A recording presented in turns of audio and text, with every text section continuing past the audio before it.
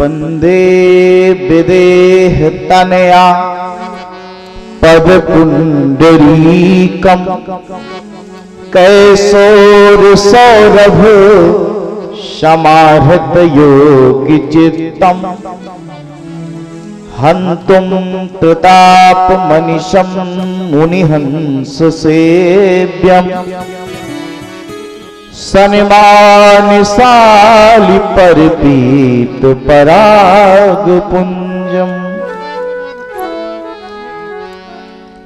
नीलाम्बुजश्यामल कोमलांगम्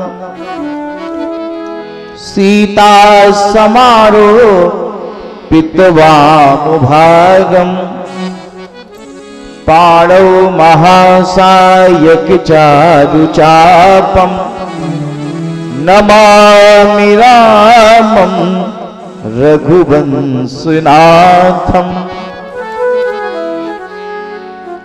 मनोजवं मारुततुल्यवेगम्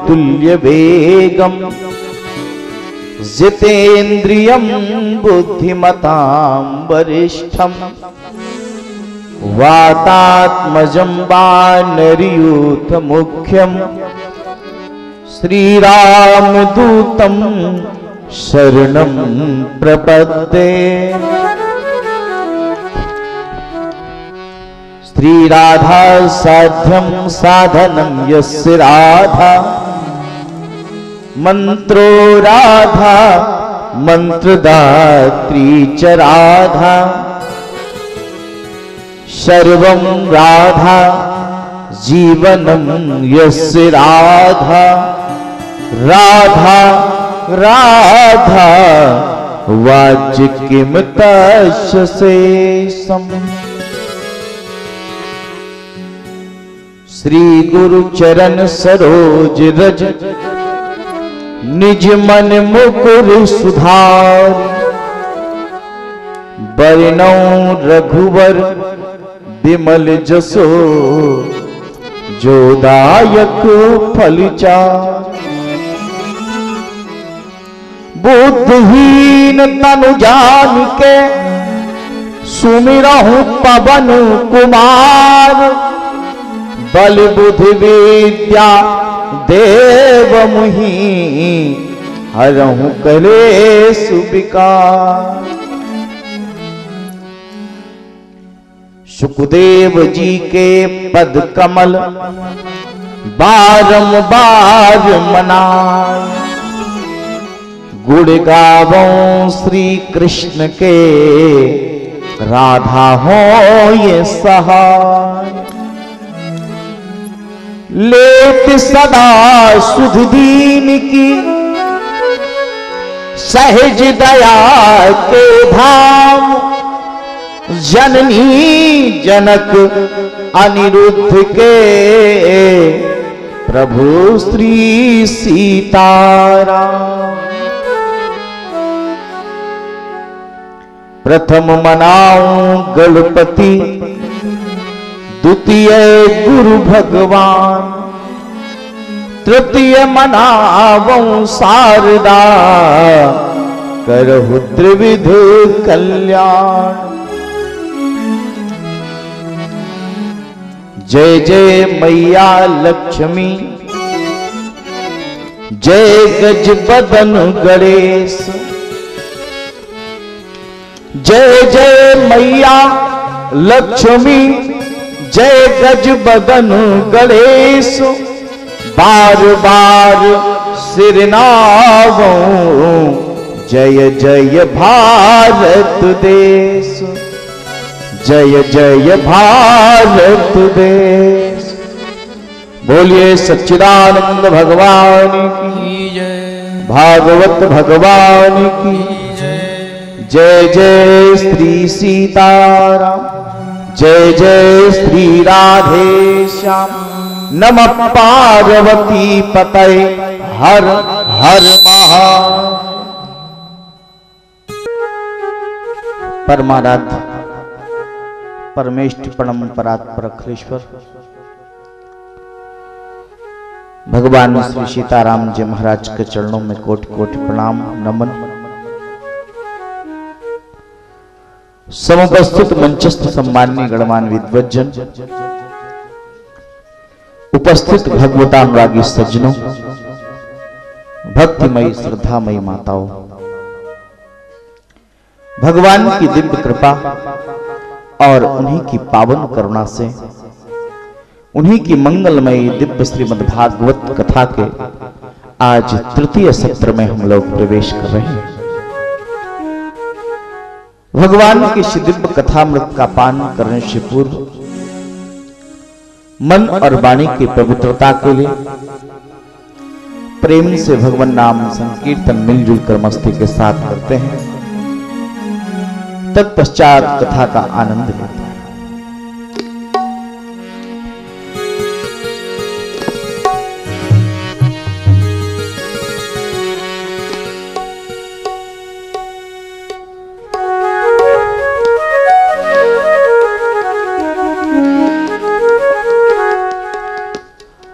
हरि सुंदर नंद मुकुंदा हरि नारायण हरि हरि सुंदर नंद मुकुंदा हरि नारायण हरि हरि केशव हरि गोविंदा हरि नारायण हरि हरि केशव हरि गोविंदा हरि नारायण हरि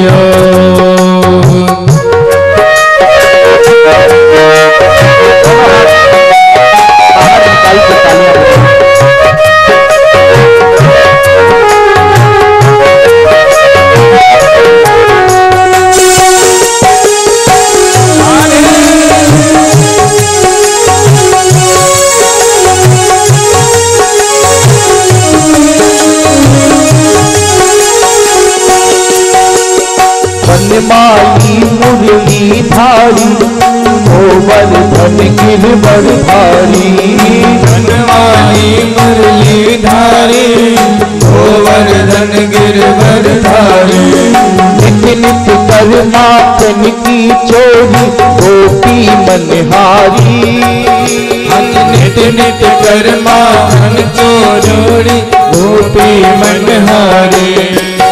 हरि सुंदर हरि सुंदर हरि सुंदर नंद मुकुंदा हरि नारायण हरि हरि सुंदर नंद मुकुंदा हरि नारायण हरि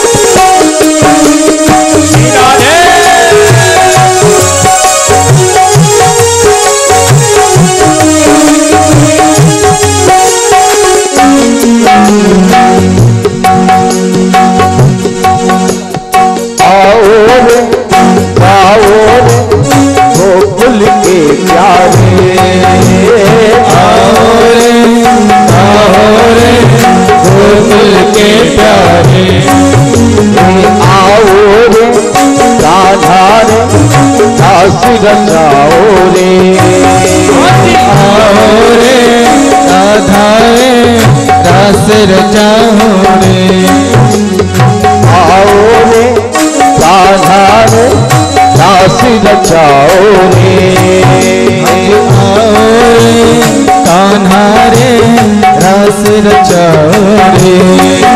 हरि सुंदर जय हो हरि सुंदर है हो हरि सुंदर नंद नारायण हरि सुंदर नंद मुकुंदा हरि नारायण हरि हरि केशव हरि गोविंदा हरि नारायण हरि हरि केशव हरि गोविंदा हरि नारायण हरि हरि सुंदर हरि सुंदर हरि सुंदर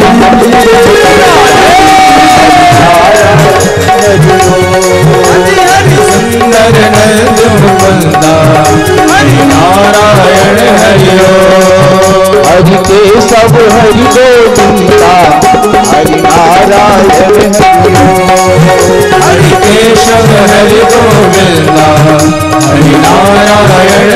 सब मिल करके बोलेंगे मेरे साथ में।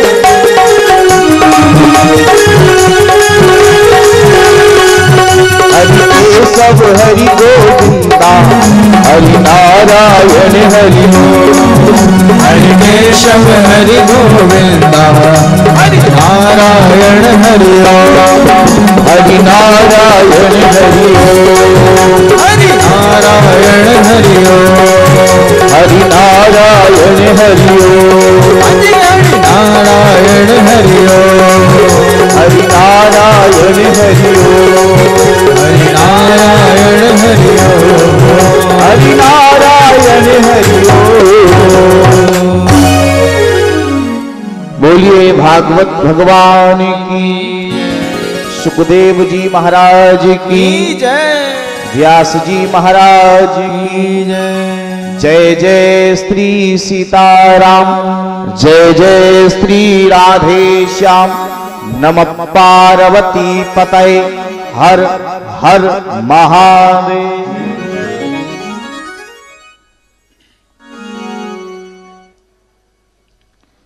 आइए कथा के तृतीय सत्र में हम लोग प्रवेश करते हैं।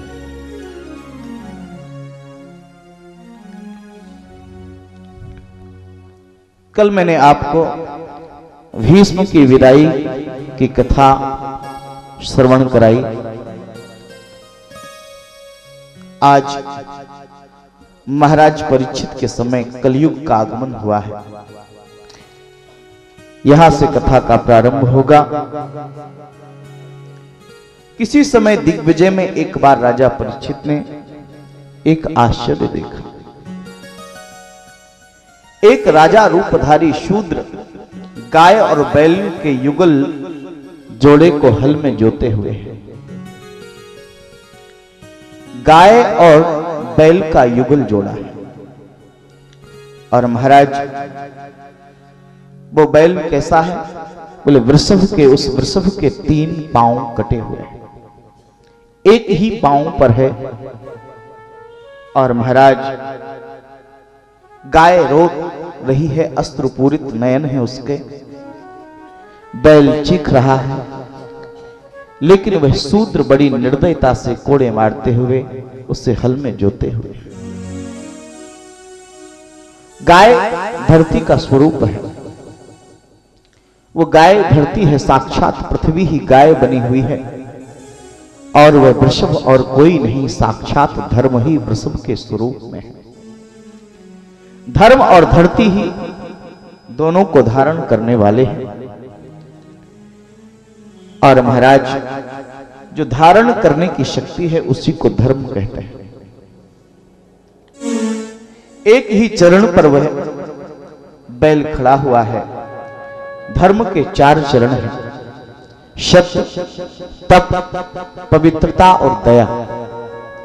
लेकिन कलयुग में न सत्य बचा है, न तप है, न पवित्रता है, और महाराज अब तो दया भी खत्म होती जा रही है।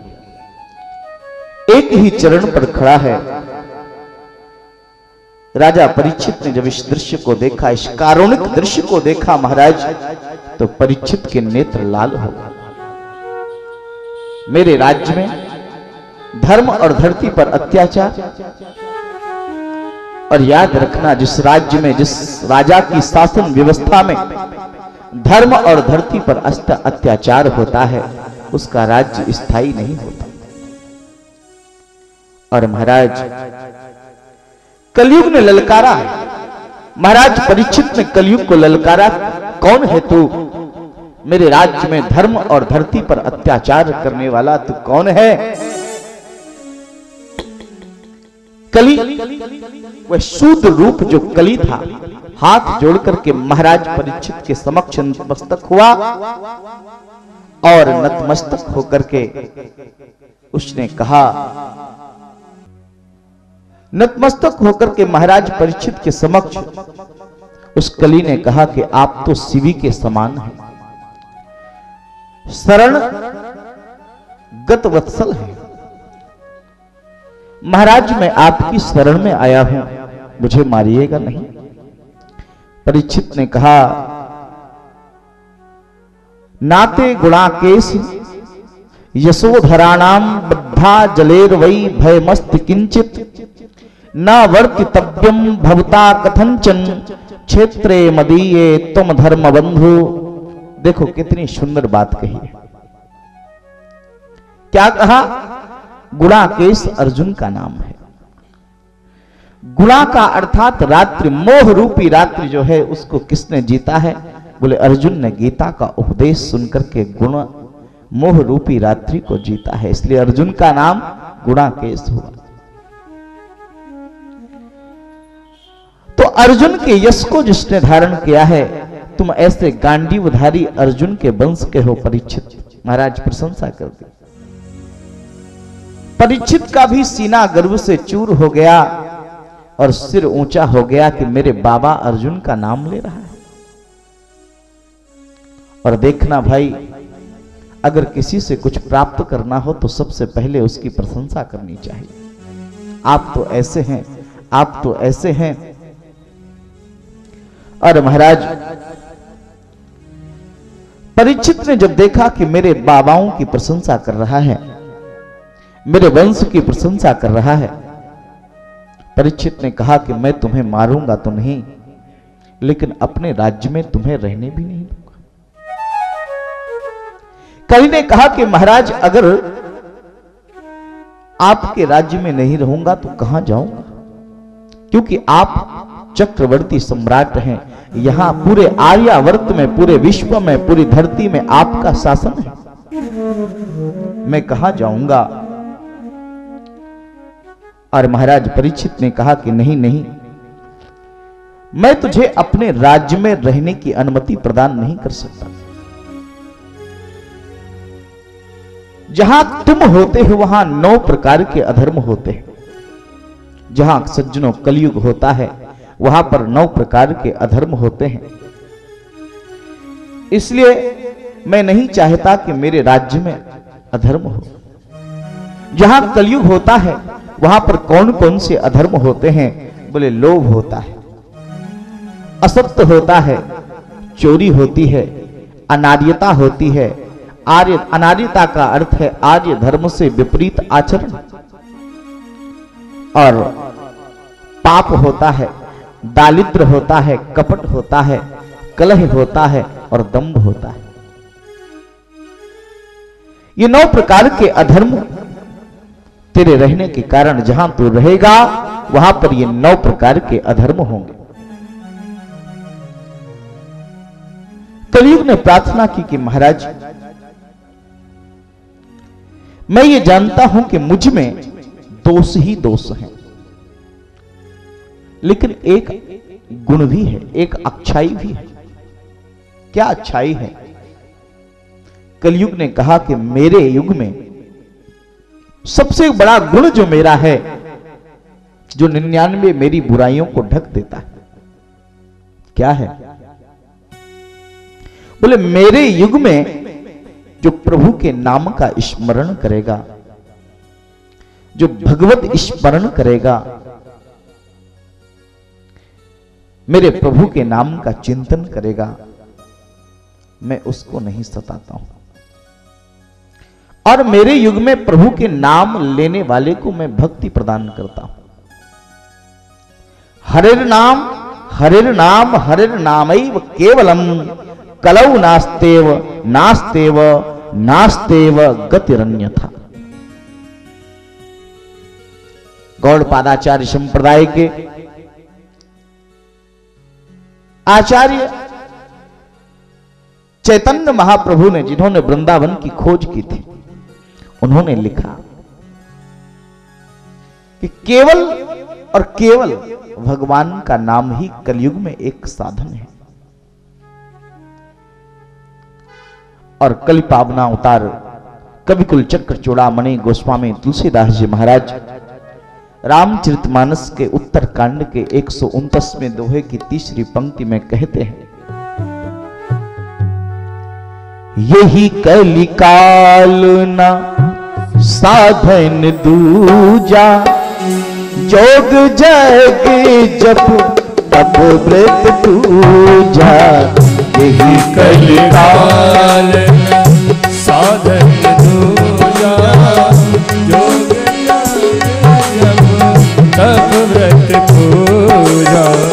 राम ही सुमिरिए गाइए राम ही संतत सुनिए राम गुण ग्राम ही राम ही सुमिरिए राम ही गाए संतत सुनिए राम गुण ग्राम। कलयुग में और कोई दूसरा उपाय है ही नहीं सज्जनों। कली उपाय आन नहीं दूजा। कलयुग में परमात्मा के नाम के स्मरण के अतिरिक्त और कोई दूसरा ऑप्शन है ही नहीं, कोई विकल्प है ही नहीं। तो कलयुग ने कहा कि महाराज मैं मानता हूं कि 99 बुराइयां हैं, लेकिन एक अच्छाई भी तो है, इसलिए आप मुझे अपने राज्य में शरण दें। और देखो भाई, ये कलयुग है ना, ये भगवान का भजन नहीं करने देता।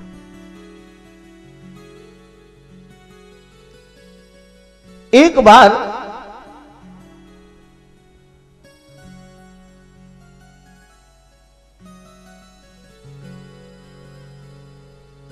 एक क्रिश्चियन पादरी ने, प्रातः वह रोज 4 बजे उठता था जीसस का भजन करने के लिए, जीसस की प्रार्थना प्रेयर करने के लिए। एक दिन वह विलंब से उठा। उसके 4 बजने में 5 ही मिनट बाकी रह गए थे कि किसी ने उसको जगाया, उठो तुम्हारी प्रार्थना का समय हो गया। उस पादरी ने कहा, उस क्रिश्चियन धर्म गुरु ने कहा कि आप कौन हैं? आपका वेलकम, आपका धन्यवाद, आप जगाने वाले कौन हैं? उसने कहा, मैं शैतान हूं। क्योंकि बाइबल शैतान को मानती है, हम उसे कलयुग कहते हैं। इस्लाम भी शैतान को मानता है। आदम और हवा से जो है इस्लाम ने भी अपनी सृष्टि का उत्पत्ति मानी। और दरअसल ईसा और मूसा ये दोनों भाई भाई थे। एक ने इस्लाम चलाया, दूसरे ने मुसलमान चलाया। एक ने इस्लाम और दूसरे ने ईसाई। तो कहने का तात्पर्य है, पादरी ने कहा कि शैतान तो भगवान से दूर करता है, फिर तुम पास क्यों ले जा रहे हो?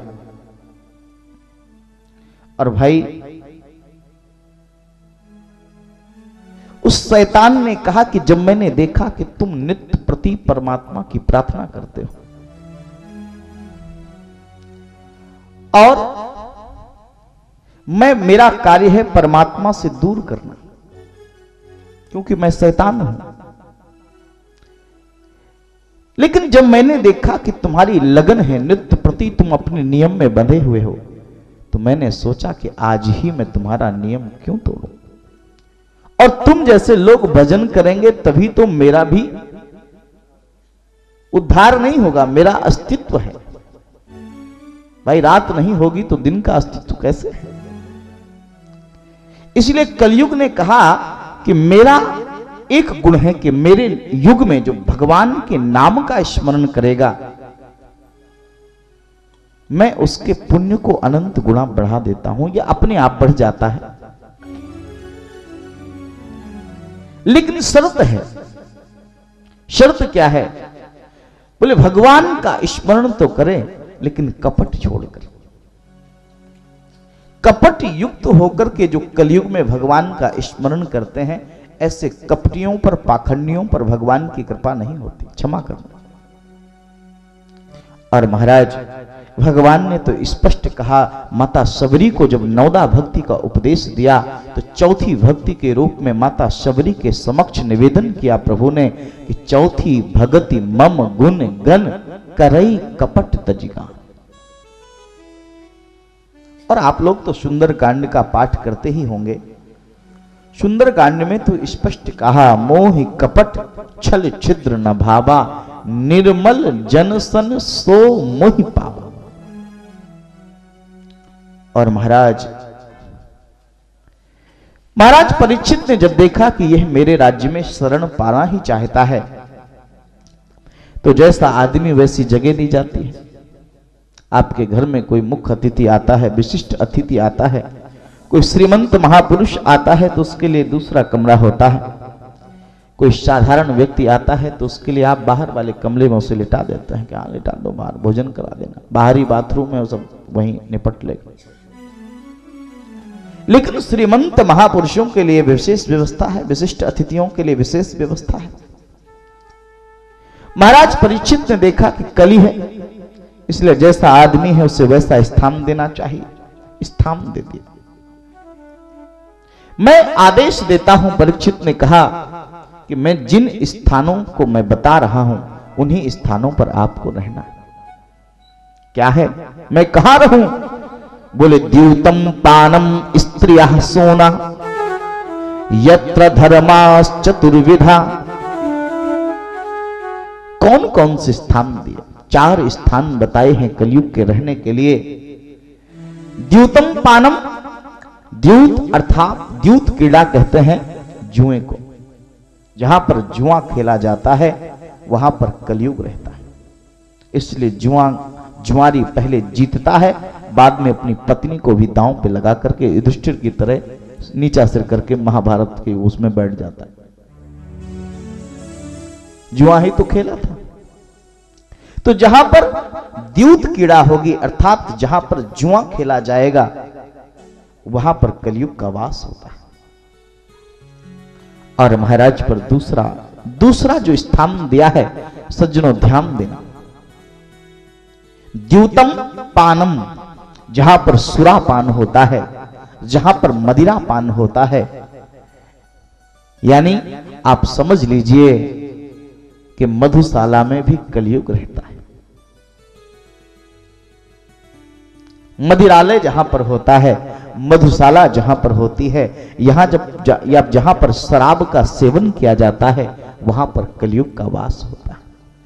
यही कारण है कि शराब पीने के बाद आदमी बेहोश हो जाता है, उसकी चेतना सुप्त हो जाती है, कलि के प्रभाव से उसकी चेतना सुप्त हो जाती है और अपने अपने मूल स्वरूप और स्वभाव को व्यक्ति भूल जाता है। और महाराज तीसरा स्थान क्या बताया?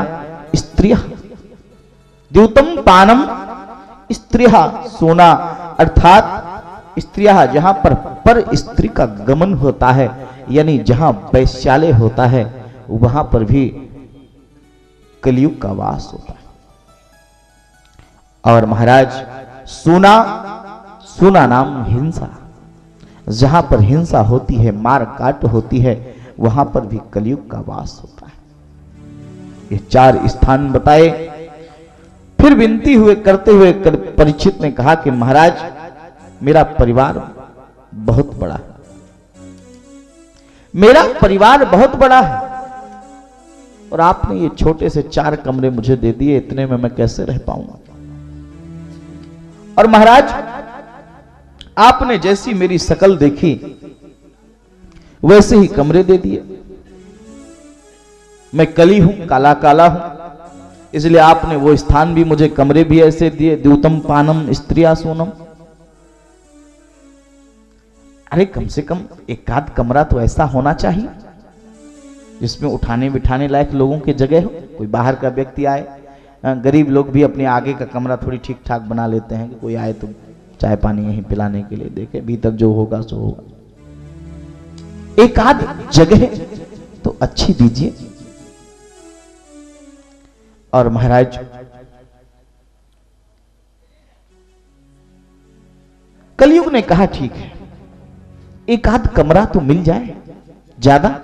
परीक्षित ने कहा ठीक है। पुनश्च याच मानाय जात रूप मदात प्रभु ततो अनृतम मदम कामम रजो बैरम च पंचकम। पुनः याचना की। परीक्षित ने 5वां स्थान दे दिया, जात रूप यानी स्वर्ण धन। देखो यहां परीक्षित को औत्तरेय कहा है। औत्तरेय का अर्थ होता है उत्तरा का बेटा। और महाराज औत्तरेण दातानी दत्तानी, उत्तरा के बेटे ने यह स्थान देती है। और 5वां स्थान दे दिया कि दूसरे के द्वारा दूसरे का छीना हुआ धन जहां पर होगा, दूसरे का चुराया हुआ जो सोना जहां पर होगा, बलात् अपहरण किया हुआ जहां पर सोना होगा, या चुराया हुआ छीना हुआ, वहां पर भी कलयुग रहता। और यही महाराज ने गलती कर दी। महाराज परीक्षित के सिर पर पांडवों ने जब जरासंध से युद्ध किया था, तो जरासंध का वह मुकुट पांडव ले आए थे। आज पुराने खजाने को खोलकर परीक्षित ने उसी स्वर्ण जटिल स्वर्ण धातु से निर्मित उस मुकुट को धारण किया है। और महाराज कलयुग ने सोचा कि पहले यहीं से शुरुआत करते हैं। और कलयुग भगवान कलयुग परीक्षित के सिर पर सवार हो गए। क्यों? क्योंकि जरासंध को युद्ध में पराजित करके ये धन छीना हुआ था पांडवों के द्वारा, और आज उसी मुकुट को परीक्षित ने धारण किया है। इसलिए कलयुग परीक्षित के ऊपर सवार हो गया। और महाराज जैसे ही परीक्षित के ऊपर सवार हुआ, आज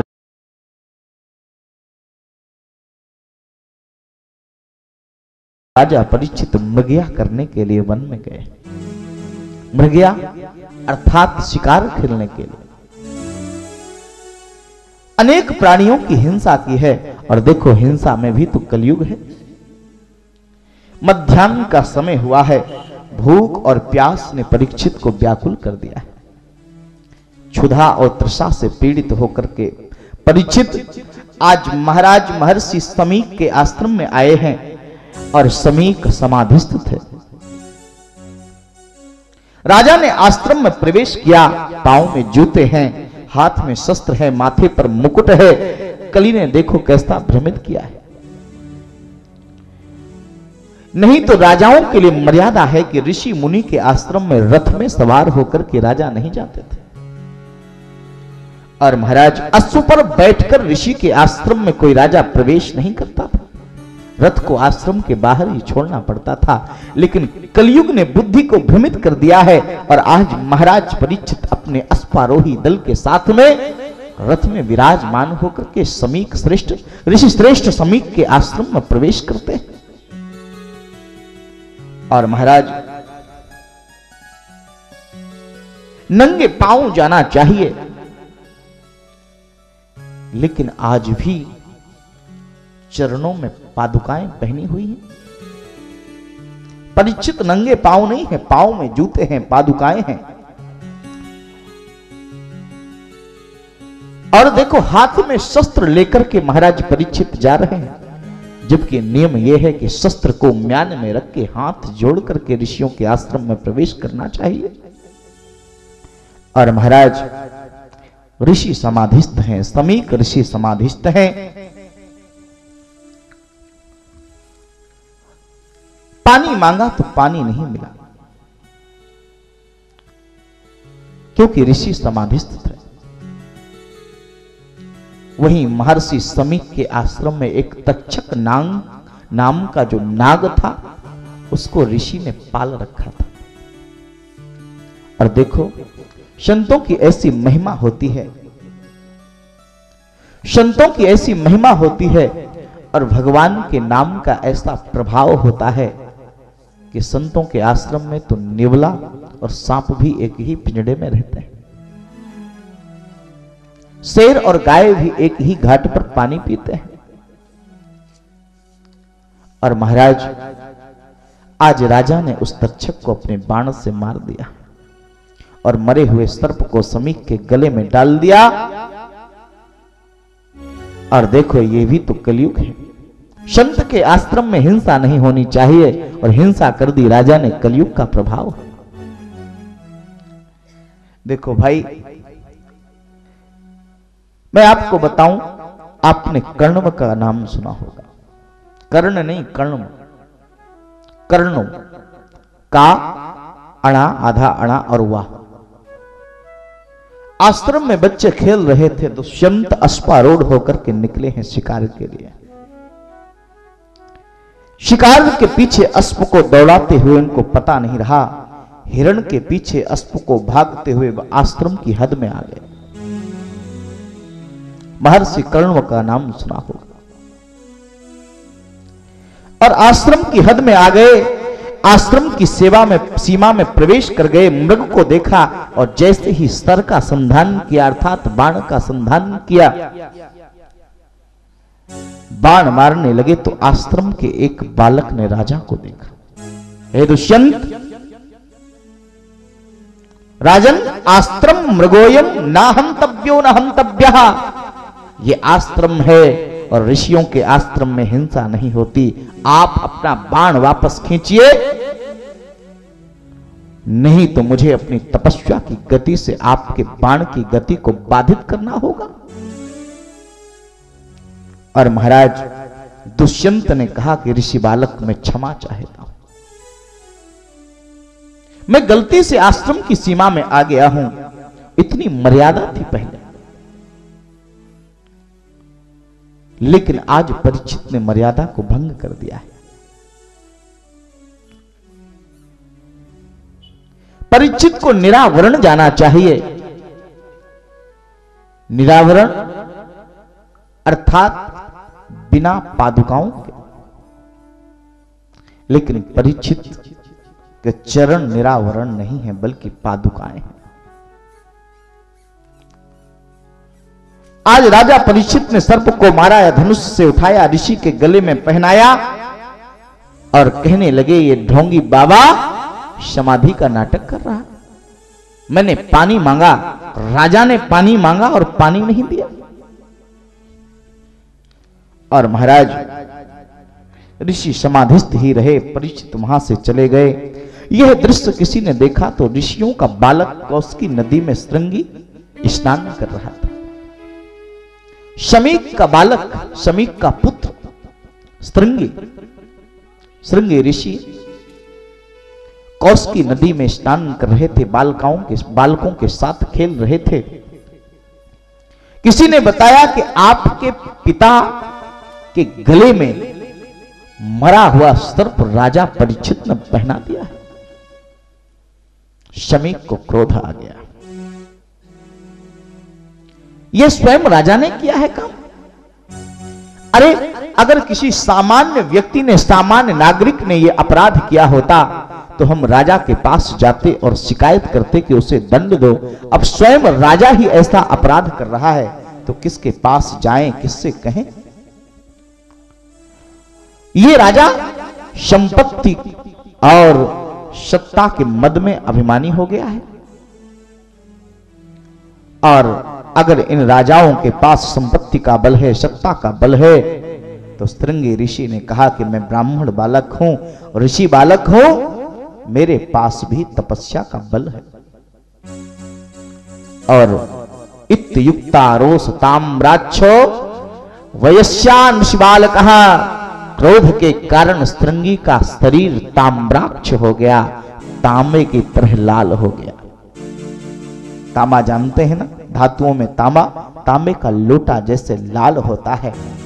आज श्रृंगी का भी शरीर ताम्राक्ष हो गया, यानी उनकी आंखें तांबे की तरह हो गई,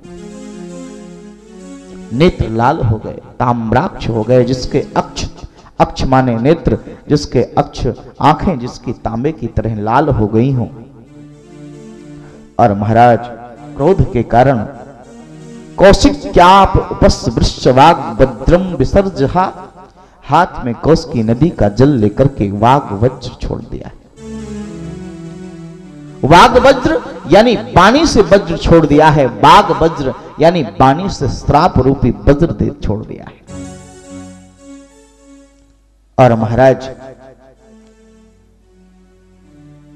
बाणी अगर किसी की कड़ू हो ना, कहते नहीं कि यार क्या करें, आप तो बाणी के बाणों से हमको आहत कर रहे हैं।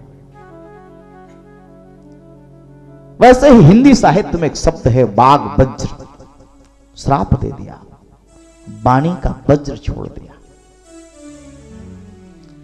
और महाराज शाप देता हुआ बोला,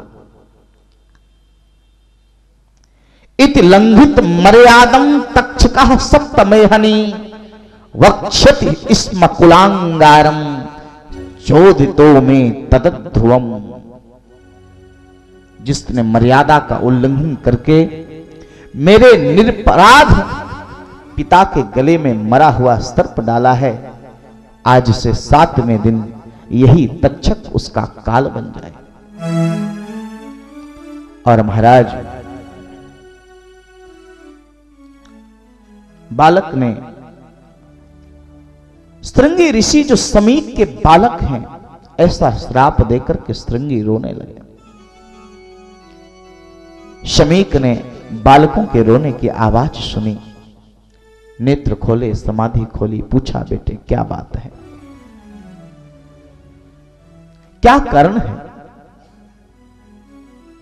कहा कि आज महाराज परीक्षित हमारे आश्रम में आए थे। अच्छा, और उन्होंने आपके गले में मरा हुआ सर्प डाल दिया, मुझे क्रोध आ गया, मुझे क्रोध आ गया और मैंने आज से 7वें दिन पिताजी उन्हें मरने का श्राप दे दिया है, और किसी नहीं इसी तक्षक के बल पर। समीक ऋषि ने कहा कि बेटा श्रृंगी, तुमने ठीक नहीं किया, तुमने क्रोध करके जो गलती महाराज परीक्षित ने की, उसी गलती को तुमने दोहरा दिया। आखिर तुम में और परीक्षित में क्या फर्क था? ऐसे प्रजापालक, ऐसे भक्त वत्सल राजा को तुमने श्राप दे दिया।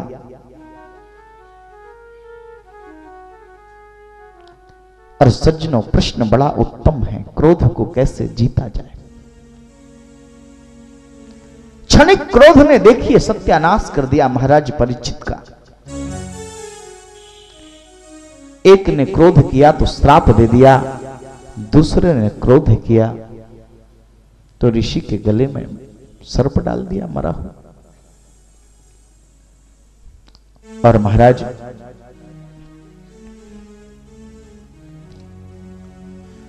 ये प्रश्न उठता है कि क्रोध को कैसे जीते।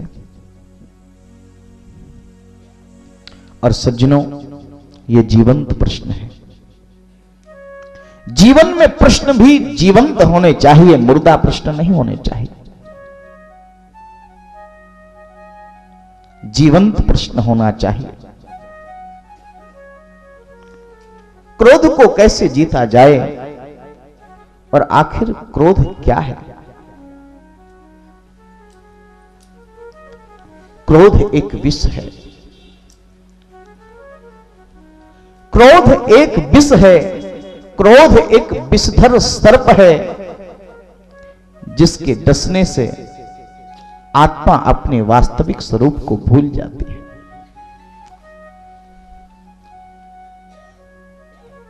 मैंने कल आप लोगों को सज्जनों संकेत किया था कि जीवन में जब नीचे की प्रकृति कार्य करती है तो ऊपर की प्रकृति कार्य करना बंद कर देती है। जैसे स्त्री और पुरुष रति क्रीड़ा करते हैं, तो जब नीचे की प्रकृति सक्रिय होती है तो ऊपर की प्रकृति कार्य करना बंद कर देती है। ठीक उसी प्रकार से काम में भी बुद्धि का प्रयोग नहीं होता और क्रोध में भी बुद्धि कार्य करना बंद कर देती है।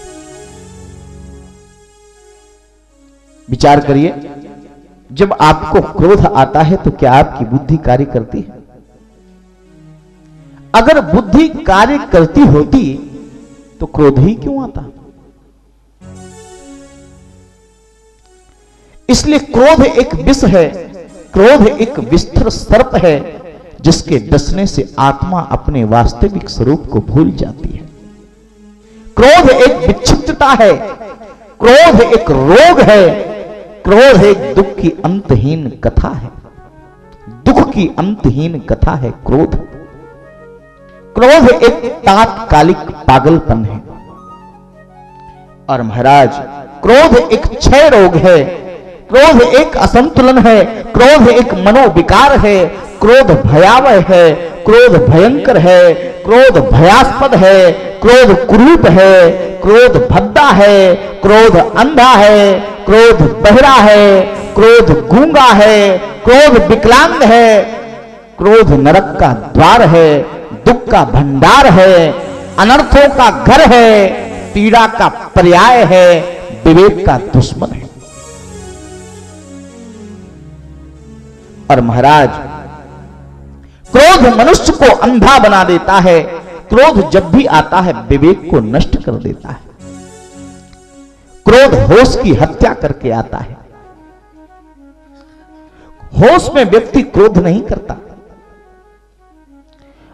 होश में क्रोध करना संभव है ही नहीं। और महाराज, क्रोध बेहोशी में ही संभव है। क्रोध का अर्थ है बेहोश हो जाना। और महाराज, क्रोध पहला प्रहार विवेक पर ही करता है, होश पर करता है। होश गया कि क्रोध ने व्यक्ति को पागल कर दिया। विवेक गया कि क्रोध व्यक्ति को अंधा बना देता है। वह भूल जाता है कि वह क्या कर रहा है और क्या करने जा रहा है। यद्यपि आंखें हैं फिर भी वो अंधा है। और महाराज, क्योंकि क्रोध समझदारी को बाहर निकालकर बुद्धि के दरवाजे को बंद करके चिटकनी लगा देता है। क्रोध समझदारी को बाहर निकालकर बुद्धि का दरवाजा बंद करके उसमें चटकनी लगा देता है। और महाराज, मनुष्य को विचार शून्य बना देता है, विवेक शून्य कर देता है। एक व्यक्ति शाम को दुकान से घर आया, 5,000 रुपए पत्नी को दिए। पत्नी भोजन बना रही थी, रुपयों को वहीं चूल्हे के पास रख दिया। उसका छोटा सा बालक भी चूल्हे के पास खेल रहा था। और महाराज, क्या हुआ? वह महिला किसी कार्य से इधर उधर हो गई। बच्चे ने नोटों की गड्डी उठाई और खेलने लगा। और उसने सोचा कि यह कागज का बंडल है। उसने अग्नि में डाल दिया, जिससे अग्नि और तेज हो गई। और अग्नि की तेजस्विता को देख देख करके वो आनंदित होने लगा। इतने में वह महिला आई और उस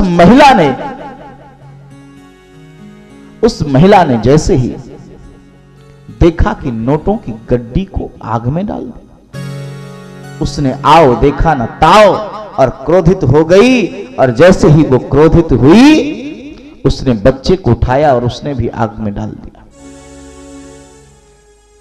बच्चा जल गया। पति आया और पति ने देखा, कोई बात नहीं। पति आया और पत्नी के इस कृत्य को पति ने देखा, उससे भी न रहा गया। उसने देखा कि इसने तो बच्चे को जला के मार डाला। पति को भी क्रोध आ गया। उसने एक धारदार हथियार खोजा और उस हथियार से पत्नी का गला रेत करके उसकी हत्या कर दी। पत्नी की हत्या पति ने कर दी। इतने में पुलिस आई और पुलिस ने पति को गिरफ्तार करके जेल में डाल दिया। विचार करिए, एक क्षणिक क्रोध ने कितना बड़ा परिवार का सत्यानाश कर दिया। और इसलिए महाराज, इकलौता बेटा था वह भी खो गया। हरा भरा गुलशन एक पल में, एक क्षण के क्रोध ने ही नष्ट कर दिया। और महाराज, एक हंसता मुस्कुराता परिवार उजड़ गया। क्रोध सृजन नहीं करता, विध्वंस करता है। मेरी बात को आप लोग ध्यान से सुने। क्रोध सृजन नहीं करता है, विध्वंस करता है। और महाराज, करुणा में विकास है। करुणा में विकास होता है, लेकिन क्रोध में विनाश होता है। और महाराज, करुणा में प्यार है। करुणा में प्यार है, लेकिन क्रोध में मार है। और महाराज, क्षमा में उद्धार है। लेकिन क्रोध तो नरक का द्वार है। क्षमा में प्रगति है, लेकिन क्रोध में दुर्गति है, अवनति है। करुणा और क्षमा में दिव्यता है, घृणा और क्रोध में पशुता है। कहा है किसी ने कि क्रोध करना छोड़ दो, यह क्रोध दुर्गुण खान है। क्रोध करना छोड़ दो, यह क्रोध दुर्गुण खान है। पतन का है मार्ग, फिर होता नहीं उत्थान है। भस्म होती है इसी में मनुष्य की सद्भावना, भस्म होती है इसी में मनुष्य की सद्भावना है। कृत और अकृत का फिर हो न सकता ज्ञान है। और महाराज क्रोध को, क्षणिक क्रोध को करना नहीं चाहिए। और महाराज क्रोधी मनुष्य बड़ा जहरीला होता है। क्रोध जहर है, और जहर केवल बिच्छू में नहीं होता, जहर केवल सर्प में नहीं होता, मनुष्य में भी जहर होता है। मनुष्य भी जहरीला हो सकता है। और महाराज क्रोधी मनुष्य बहुत जहरीला होता है। क्रोधी मनुष्य बहुत ही जहरीला होता है। और महाराज गुस्सैल मनुष्य बहुत विषैला होता है। गुस्सैला मनुष्य होता है बड़ा विषैला। और जब मनुष्य क्रुद्ध होता है, क्रोधाविष्ट होता है, तब उसके शरीर में विष व्याप्त हो जाता है, जहर फैल जाता है। न्यूयॉर्क के एक वैज्ञानिकों ने एक प्रयोग किया है सज्जनों। एक अत्यंत क्रुद्ध मनुष्य के शरीर का खून लेकर के इंजेक्शन के द्वारा खरगोश को लगाया। एक बहुत क्रोधी मनुष्य था, उसके शरीर का खून लेकर के खरगोश को इंजेक्शन के माध्यम से लगाया। और महाराज क्या हुआ, जैसे ही खरगोश के शरीर में वह जहरीले मनुष्य का वह रक्त पहुंचा, रुधिर पहुंचा, तो आपको यह जानकर आश्चर्य होगा कि जब वह खून खरगोश के शरीर में पहुंचा तो 22 मिनट के बाद अच्छा खासा खरगोश उछल कूद करने लगा, उछलने लगा, कूदने लगा। और महाराज दांत किटकिटाने लगा। 35 मिनट होते होते ही वह अपने आप को काटने लगा, जोर जोर से चिल्लाने लगा। और महाराज गरम गरम उच्छ्वास करने लगा। उच्छ्वास अर्थात गरम गरम सांसें छोड़ने लगा, गरम गरम उच्छ्वास करने लगा, गरम गरम सांसें छोड़ने लगा। और महाराज 1 घंटे भी पूरे नहीं हुए, 1 घंटे में 23 मिनट 33 सेकंड की जब देर थी, इतनी ही देर में वो मर गया। और महाराज क्योंकि वह खून क्रोधी व्यक्ति का जहरीला खून था, विष का काम कर गया। वह खून नहीं, वह तो विष सिद्ध हुआ। तो यानी क्रोध करते वक्त वैज्ञानिक ये दावा करते हैं कि जब आप क्रोध करते हैं तो आपके खून में, आपकी नसों में, आपके शरीर में विषैलापन जन्म लेता है, जहर का जन्म होता है। और जहर आपके खून की नसों में संचार करने लगता है। यही कारण है कि क्रोध के समय आपकी आंखें नीली पीली लाल हो जाती हैं। और महाराज इसलिए मनोवैज्ञानिक चिकित्सकों की सलाह है, मनोवैज्ञानिक चिकित्सकों का दावा है कि क्रोध के क्षणों में, क्रोध करते समय जहर फैल जाता है खून में। इसलिए उन महिलाओं को सुझाव दिया मनोवैज्ञानिकों ने कि क्रोध करते समय या क्रोध करने के तत्काल बाद माताएं अपने बच्चों को अपना दूध नहीं पिलाएं, अपना स्तनपान नहीं कराएं, वरना उनके बच्चे उनसे भी ज्यादा क्रोधी होंगे, उनसे भी ज्यादा जहरीले होंगे। समझ में आई बात? और महाराज क्योंकि दूध तो अमृत होता है, अमृत पुत्र कहा जाता है मनुष्य को, क्योंकि मां का दूध मिलता है उसे, मां का दूध अमृत होता है। और महाराज लेकिन अमृत पुत्र जो अमृत लुटाता है, ऐसा मनुष्य जो अमृत लुटाता था आज जहर उगलने लग गया है। ये क्रोध जहर ही तो है।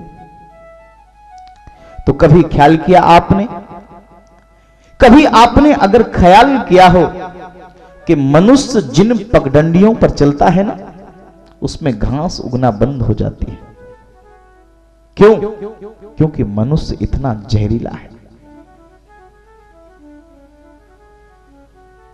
जिन पगडंडियों पर मनुष्य चलता है उसमें घास उगना बंद हो जाती है। वह पृथ्वी, उस स्थान की पृथ्वी बंजर हो जाती है। उसमें वह ऊर्जा नहीं रहती, उस स्थान की मिट्टी मृत हो जाती है। आपने पढ़ा होगा मृदाक्षरण। तो इसलिए आपने देखा, एक घटना कहूं, एक हॉस्पिटल में सूचना में बोर्ड टंगा था। सूचना थी कि एक आदमी ने पागल कुत्ते को काटा है। सूचना थी, हॉस्पिटल के बाहर एक सूचना का बोर्ड लगा था, उसमें लिखा था एक आदमी ने पागल कुत्ते को काटा है, घबराइए नहीं।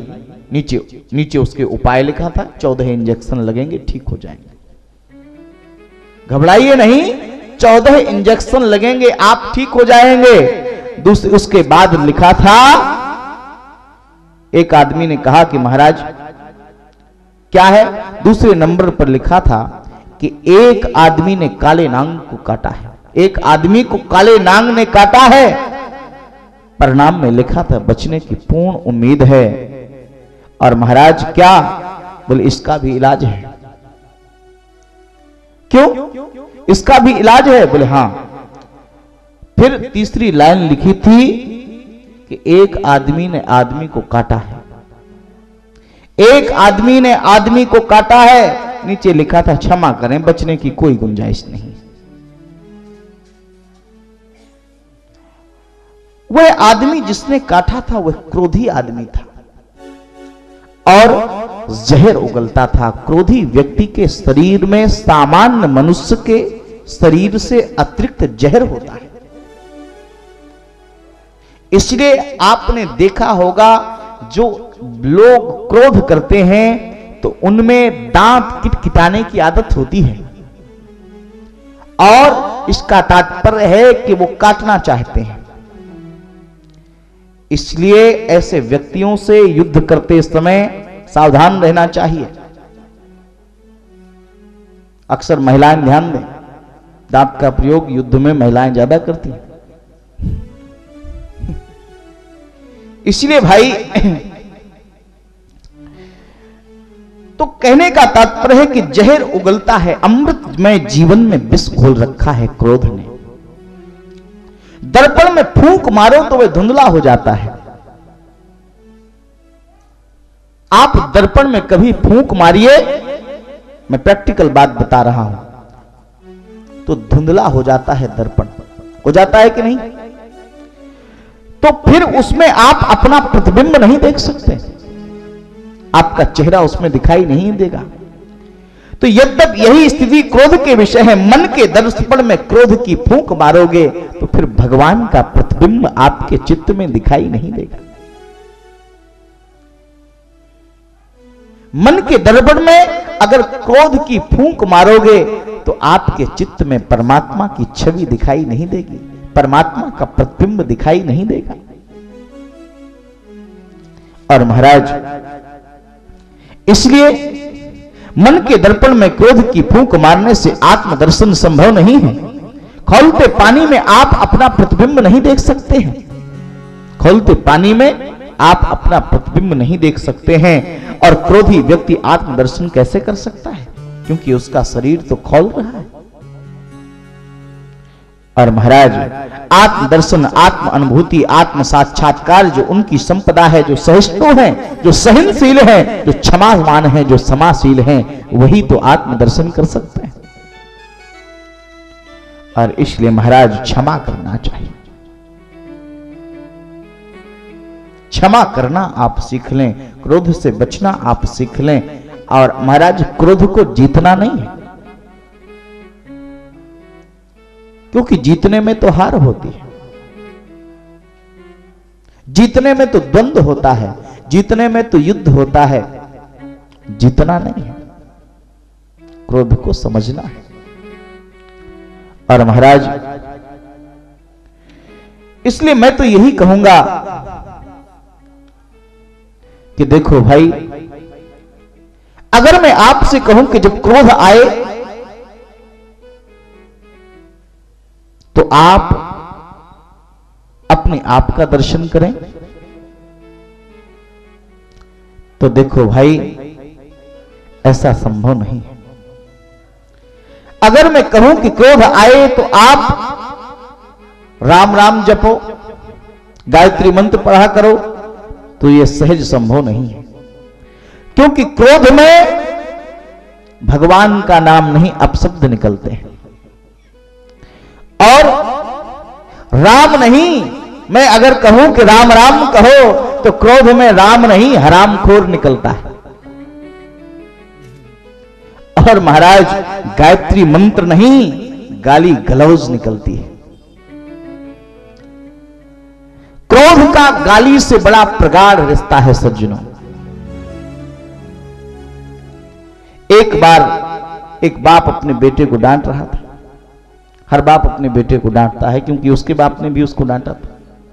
तो ये मान्यता दृढ़ हो गई है कि जो भी बाप बनता है तो डांटे। तो बाप को तो डांट नहीं सकता, बेटा बाप को तो नहीं डांट सकता, लेकिन वो अपने बाप होने का इंतजार करता है कि जब मैं बाप बनूंगा तब अपने बेटे को डांटूंगा। तो महाराज आपने देखा होगा कि छोटी क्लासों में या जगह जगह आप देखा होगा टीचर बच्चों को पीटता है। क्यों? क्योंकि उसके टीचर ने उसको पीटा था। तो इसलिए एक बात याद रखना, क्रोध और पानी हमेशा नीचे की ओर बहता है। क्रोध और पानी हमेशा नीचे की ओर बहता है। क्रोध हमेशा अपने छोटे पर उतरता है, बड़े पर क्रोध नहीं उतरता, छोटे पर क्रोध उतरता है। क्रोध बड़ों की ओर नहीं बहता, क्रोध निम्नगामी होता है। और महाराज इसलिए याद रखना, क्रोध मित्रों बड़ी बहुत बुरी चीज है। अगर आप क्रोध करेंगे तो जीवन का सौभाग्य नष्ट हो जाएगा। क्रोध में व्यक्ति की आंखें तो बंद हो ही जाती हैं। फिर आप कहेंगे क्या खुल जाता है? बोले आंखें तो बंद हो जाती हैं लेकिन मुंह का द्वार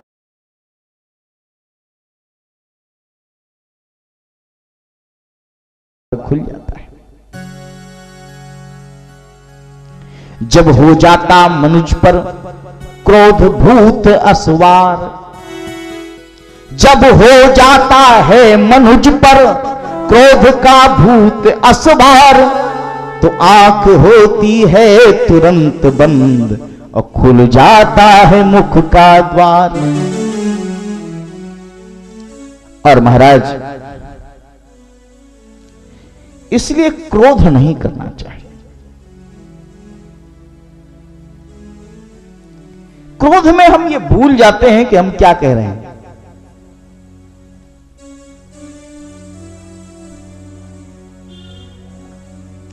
क्रोध में अपशब्द निकलता है। एक मजेदार मुझे घटना याद आ गई कि एक बार एक पति पत्नी जो है पिक्चर देखने के लिए पिक्चर सिनेमा घर में गए, तो वहां फिल्म में कुछ हिंसा के भयानक दृश्य दिखाई दिए। तो उनके साथ में एक छोटा बच्चा भी था।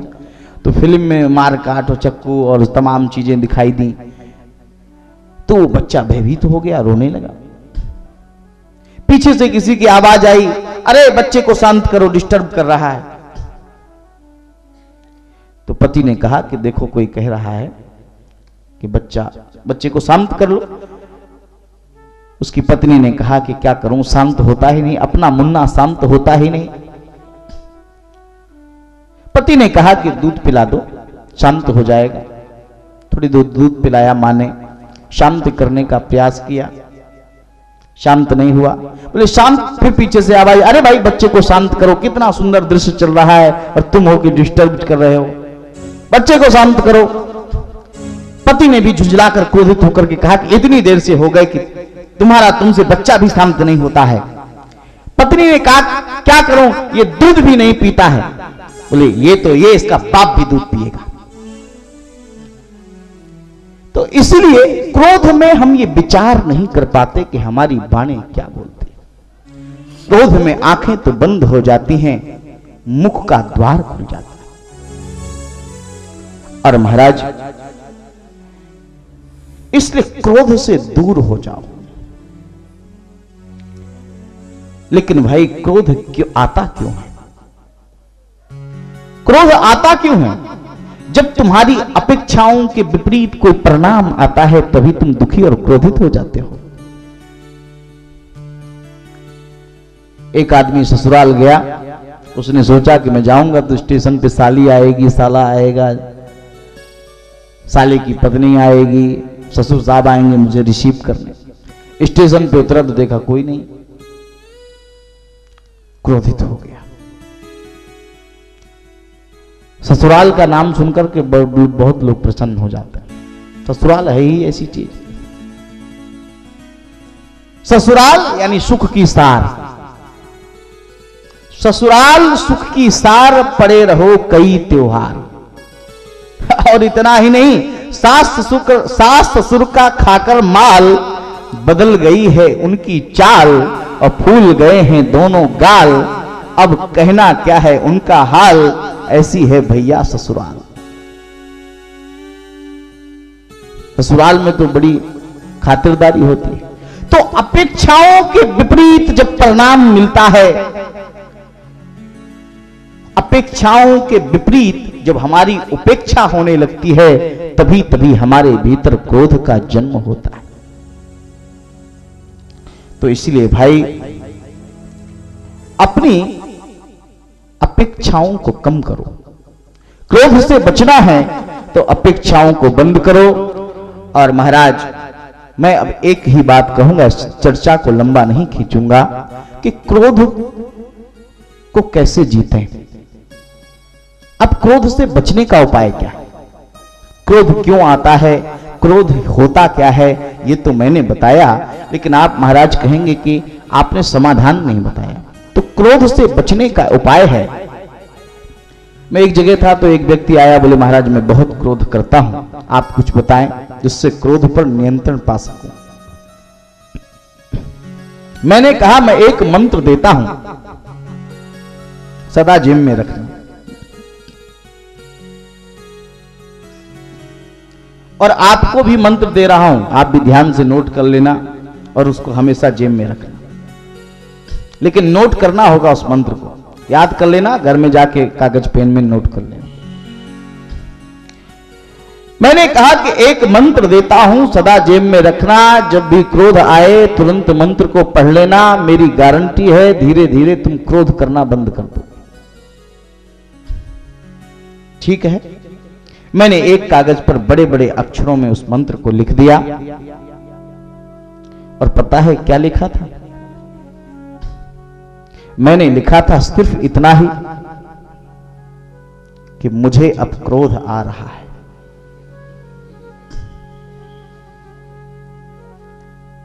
मुझे अब क्रोध आ रहा है, सावधान, मुझे अब क्रोध आ रहा है। और महाराज गजब का परिणाम देखने को मिला। जब भी उस व्यक्ति को क्रोध आता, जेब से कागज निकालता, सावधान, मुझे अब क्रोध आ रहा है। क्योंकि क्रोध आपके होश को भुला देता है, आपको बेहोश कर देता है, और वह मंत्र आपको होश में लाता है, सावधान, मुझे अब क्रोध आ रहा है। बस याद आ गया आपको कि मुझे अब क्रोध आ रहा है। बस इतना ही तुम्हें याद आ जाए, तुम क्रोध से बचना सीख जाओगे। तुम केवल इतना ही सीख लो कि बस जिस क्षण तुम्हें क्रोध आए, तुम इतना याद रखो कि अब मुझे क्रोध आ रहा है। बस तुम क्रोध से बचना सीख जाओगे। और महाराज, मैं मजाक नहीं कर रहा हूं, यह हंसने की बात नहीं, आप इसका प्रयोग करके देखें। जिस क्षण क्रोध आए तुरंत जेब में हाथ जाए, बस मंत्र पढ़ो, मुझे क्रोध आ रहा है। आपकी चैतन्यता, आपका होश जगने लगेगा और आप क्रोध से निजात पाने लगेंगे। और महाराज, इसलिए क्रोध में अगर व्यक्ति को इतना याद आ जाए कि मुझे क्रोध आ रहा है तो वो संभल जाएगा। बस इतना ही याद रखना है और बस तुम क्रोध से बचने लगोगे। और एक और है, एक दूसरा उपाय और बताता हूं कि अगर आपको क्रोध आता है किसी व्यक्ति पर तो सिर्फ इतना कहो कि मैं आज नहीं, आपकी बात का जवाब कल दूंगा। 24 घंटे बाद मैं आपसे मिलूंगा और आपसे निपट लूंगा, आपसे बात कर लूंगा। आप बताइए, 24 घंटे बाद आपकी मन स्थिति उस तरह की नहीं होगी और आप झगड़े से बच जाएंगे, आप क्रोध से बच जाएंगे। क्रोध में विलंब होना चाहिए। जब भी क्रोध आए आप विलंब करें, जल्दबाजी ना करें। आप विलंब करेंगे, आप क्रोध से बच जाएंगे। और मेरी दृष्टि में यहां 80% लोग क्रोधी होंगे, उसमें मैं भी शामिल होऊंगा, ऐसा नहीं हो सकता है। ये उपाय है। और महाराज, इस प्रकार से चिंतन प्रक्रिया से चित्त को चैतन्य बनाया जा सकता है। मन क्रोध की गिरफ्त में नहीं आता, जड़ मन विकारग्रस्त होता है। मनुष्य एक सामाजिक प्राणी है और समाज में जीता है। समाज में शब्दों का व्यवहार होता है और मनुष्य शब्दों से प्रभावित होकर के ही तो क्रोध करता है। इसलिए भाई, जब आपकी कोई प्रशंसा करता है तो आप प्रसन्न हो जाते हैं, आपकी कोई निंदा करता है तो आप क्रोधित हो जाते हैं। मुझे एक घटना याद आ गई, मुझे एक घटना याद आती है। एक संत एक नगर में आए, उनके विषय में प्रचार था कि बड़े स्तुति और निंदा का इन पर प्रभाव नहीं पड़ता, बड़े सम रहते हैं। संत आए तो एक नवयुवक बोला, महाराज आपका नाम क्या है? संत शांत रहे। फिर उसने पूछा, महाराज आपका नाम क्या है? संत फिर भी शांत रहे। नवयुवक बोला, महाराज आपका नाम क्या है? वो इतना बड़ा बोर्ड लगा है दिखाई नहीं देता। मेरा नाम है शांति प्रसाद, मेरा नाम है संत शांति प्रसाद। नवयुवक उनके ही बगल में जाके बैठ गया। थोड़ी देर फिर चर्चा हुई, फिर थोड़ी देर बाद बोलो, महाराज वो भूल गया, वो आपका नाम क्या है? संत ने डंडा उठाया, बोला संत शांति प्रसाद।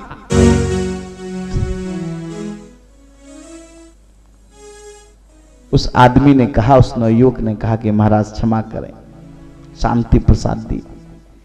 अगर ये बात आप शांति से ही बता देते तो क्या हर्ज था? इसी बात को आप शांति से ही बता देते तो क्या हर्ज था? जब क्रोध आता है तो वैज्ञानिक कहते हैं, और आपने देखा होगा कि आपकी आवाज तेज होने लगती है, आपकी सांसें गर्म होने लगती है। काम और क्रोध की यही स्थिति है। जब कामना जगती है तब भी आपकी सांसें तीव्र गति से उच्छ्वास करने लगती हैं, यानी गति करने लगती हैं। आपकी सांसें जल्दी जल्दी चलने लगती हैं। और क्रोध में भी यही स्थिति होती है। जब क्रोध आता है तो आपकी सांसें जल्दी जल्दी गति करने लगती हैं। तो इसलिए क्रोध से बचने का उपाय यही है, क्रोध में विलंब होना चाहिए। और महाराज, एक और उपाय है, जब आपको क्रोध आए तो आप ठंडा पानी पिए, या ठंडा ना मिले पानी ही मिल जाए, जैसा मिले तुरंत पानी पी लें, क्योंकि क्रोध में भीतर की अग्नि जलती है। पानी जाएगा तो उस अग्नि को शीतलता प्रदान करेगा। दूसरा उपाय है सज्जनों, अगर किसी को बहुत ज्यादा क्रोध आता हो तो जिस बर्तन में आप पानी पीते हैं उसमें एक चांदी का सिक्का डाल दीजिए और उस पानी को उस व्यक्ति को पिलाया जाए तो निश्चित रूप से क्रोध शांत होने लगता है, क्योंकि चांदी चंद्रमा का प्रतिनिधित्व करती है और चंद्रमा ग्रह शीतल होता है। इतने सारे उपाय मैंने बताए, तो इसलिए जो काम आप तेज आवाज के द्वारा, अगर किसी की आवाज तेज होने लग जाए तो समझो कि उसको क्रोध आ रहा है, तो वह काम आप प्रेम और सरलता से भी कर सकते हैं। किसी शायर ने कहा कि तुम्हारी शान घट जाती कि रुतबा तुम्हारा घट जाता। तुम्हारी शान घट जाती कि रुतबा घट गया होता। तुम्हारी शान घट जाती कि तुम्हारा रुतबा घट गया होता। जो तुमने गुस्से में कहा अगर वही हंसकर कहा होता। इसलिए क्रोध से बचना है। आज महाराज परीक्षित को क्रोध आ गया और क्रोध के कारण ही इतना बड़ा अनर्थ कर बैठे। क्रोध के कारण ही इतना बड़ा अनर्थ कर दिया परीक्षित ने कि ऋषि के गले में मरा हुआ सर्प डाल दिया। और दूसरा अनर्थ कर दिया शमीक ऋषि के पुत्र श्रृंगी ने, जो राजा को 7 दिन में मरने का श्राप दे दिया। और महाराज इसलिए शमीक ऋषि ने अपने शिष्यों को भेजा और राजा के पास कहा कि राजा, जाकर के परीक्षित को सावधान कर दो कि मेरे पुत्र ने उन्हें 7 दिन में मृत्यु का श्राप दिया है। अगर वो बचने का उपाय कर सकते हैं तो कर लें। परीक्षित को जब यह ज्ञात हुआ, आज गंगा के किनारे पर बैठे हैं परीक्षित। आसपास आश्रमों में रहने वाले तपस्वी ऋषि आकर के बैठ गए हैं। परीक्षित ने हाथ जोड़कर के ऋषियों की सभा में कहा, ऋषियों, मेरे क्रोध के कारण मुझे श्राप मिला।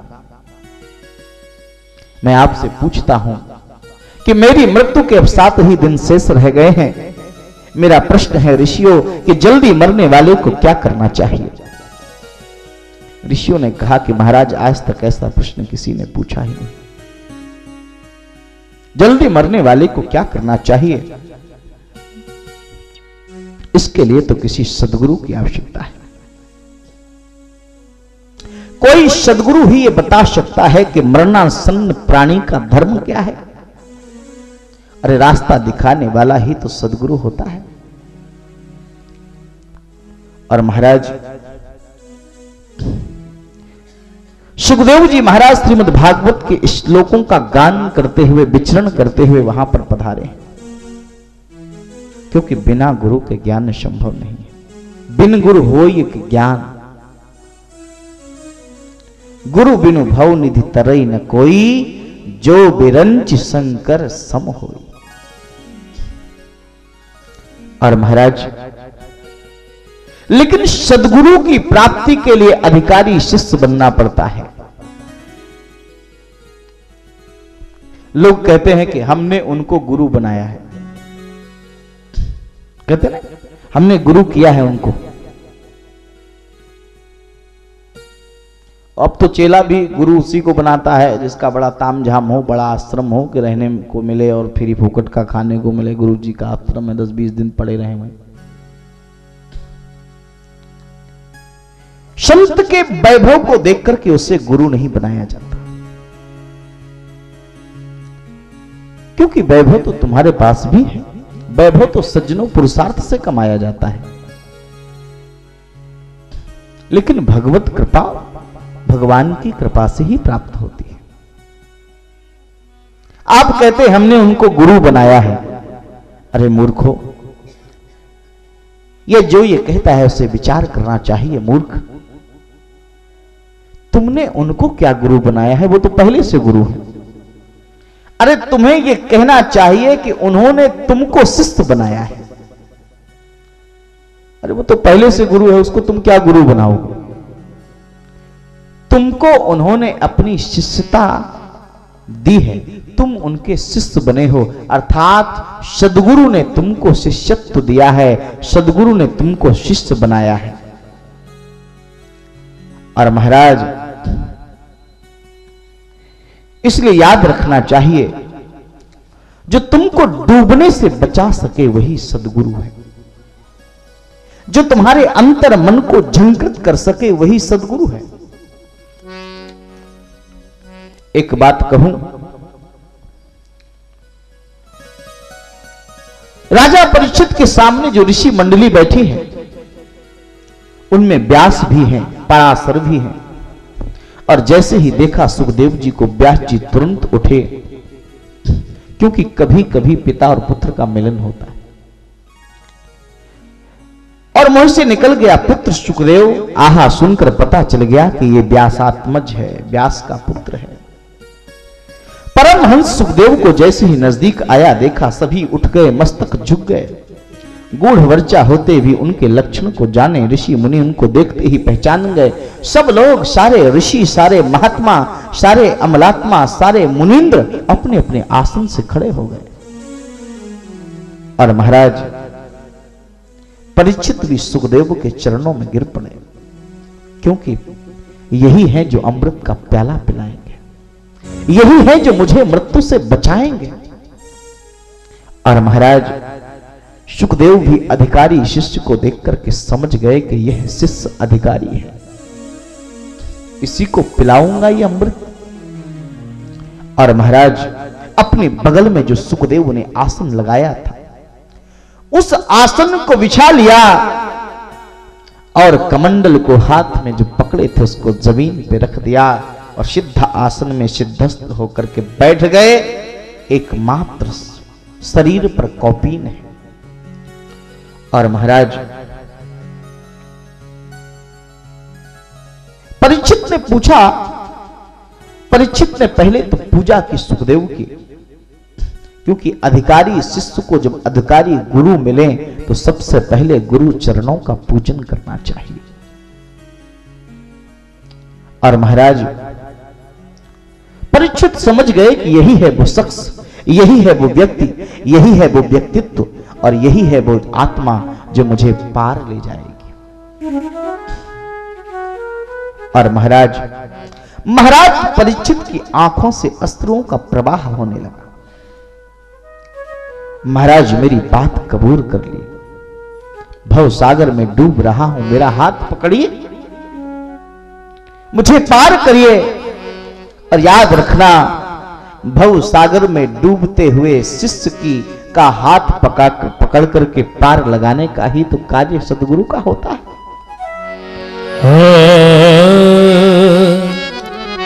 कि गुरु रहबर सुहाना तेरा नाम है, गुरु रहबर सुहाना तेरा नाम है, गुरु रहबर सुहाना, गुरु रहबर सुहाना तेरा नाम है। अब तो पार लगाना तेरा काम है, फिर तो पार लगाना तेरा काम है। जय जय जय जय जय गुरुदेव जी, जय जय जय गुरुदेव जी, जय जय जय गुरुदेव जी, जय जय जय गुरुदेव जी।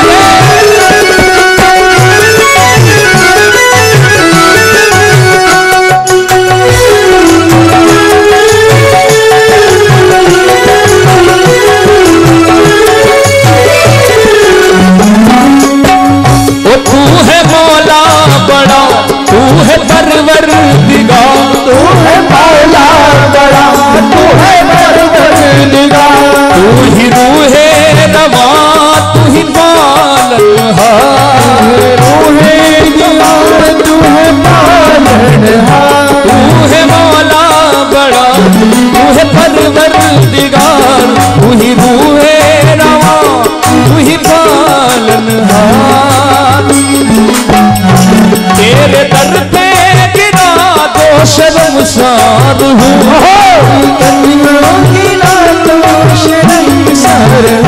तेरे दर पे गिरा दो शर्मसार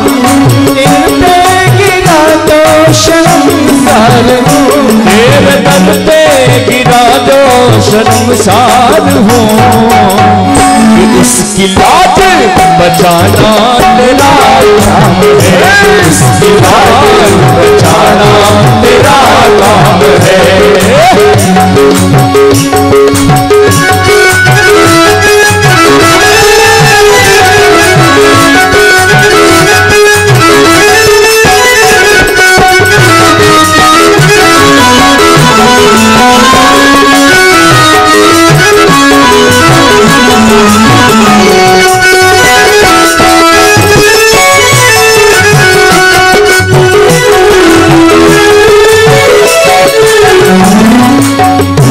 जब से तेरी नजर का नजारा हुआ, जब से तेरी नजर का नजारा हुआ, जब से तेरी नजर का नजारा हुआ, जब से तेरी नजर का नजारा हुआ, कि तेरा दामन हमारा सहारा हुआ, तेरा दामन हमारी सहारा हुआ।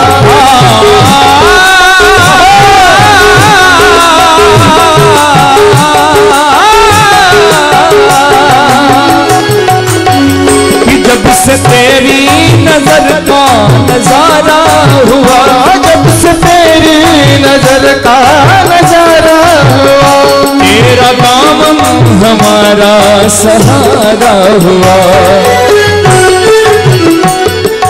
वो भी छोड़ दी कश्ती हमने तेरे नाम पर, छोड़ दी कश्ती हमने तेरे नाम पर, छोड़ दी कश्ती हमने तेरे नाम पर,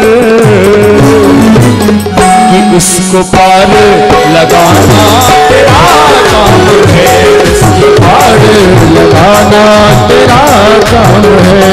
गुरु रहबर सुहाना तेरा नाम है, गुरु रहबर सुहाना तेरा नाम है, गुरु रहबर सुहाना तेरा नाम है,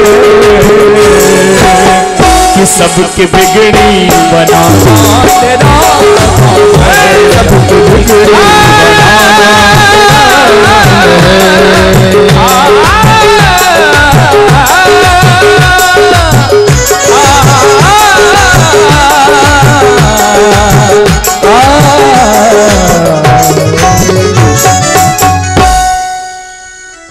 तो जो पार लगाने का कार्य करता है वही तो गुरु है। लिखने वाले तू हो कि दयाल लिख दे, लिखने वाले तू हो कि दयाल लिख दे, मेरे दिल के बीच गुरु का प्यार लिख दे। माथा ऊपर मेरे सिर के ऊपर धर दे गुरु का हाथ, और आंखों के बीच गुरु का दीदार लिख दे। हाथों के बीच लिख दे कि हाथों के बीच लिख दे, मेरे गुरु की सेवा, और दिल के बीच मेरे दिलवर का प्यार लिख दे। एक ना लिखने वाले एक बात मत लिखना कि एक ना लिखना क्या मेरे गुरु जी का छोड़ना, एक ना लिखना कि मेरे गुरु का बिछड़ना, और चाहे तू दुखों का पहाड़ लिख दे, और चाहे तू दुखों का पहाड़ लिख दे, और लिखने वाले तू मेरे माथे पे गुरु का प्यार लिख दे। तो ये गुरु की महिमा। और महाराज गुरु क्या करता है? आज परमहंस सुखदेव महाराज के समक्ष आज परीक्षित बैठे हैं। अमलात्मा महामुनिंद्र व्यास सुत सुखदेव। और महाराज ये आज सदगुरु के रूप में उपलब्ध हुए हैं परीक्षित को। गुरु की महिमा अद्भुत है सज्जनों। काकभुसुंडी जी महाराज उत्तरकांड में रामचरितमानस में कहते हैं, जब पक्षीराज गरुड़ को काकभुसुंडी जी ने कथा सुनाई तो एक बात कही। क्या कहा कि हे पक्षी श्रेष्ठ गरुड़, हे पक्षीराज गरुड़, मैं तुम्हें एक बात बताऊं। काकभुसुंडी जी ने कहा कि बताओ। एक सूल मोहि बिसर न काऊ, क्या गुरु कर कोमल सील सुभाव। एक मुझे दुख है, क्या जो मुझे कभी भूलता नहीं। पक्षीराज गरुड़ ने पूछा कि आपको दुख क्या है, आप शोकातुर क्यों रहते हैं। भुसुंडी जी ने कहा, बस मुझे गुरु जी की जब याद आ जाती है और गुरुदेव का जो सील स्वभाव था, जो कोमल स्वभाव था, गुरु कर कोमल सील स्वभाव, एक सूल मोहि बिसर न काऊ। मैं अपने गुरुदेव के कोमल और सील स्वभाव को कभी विस्मरित नहीं कर पाता, यही मुझे दुख है।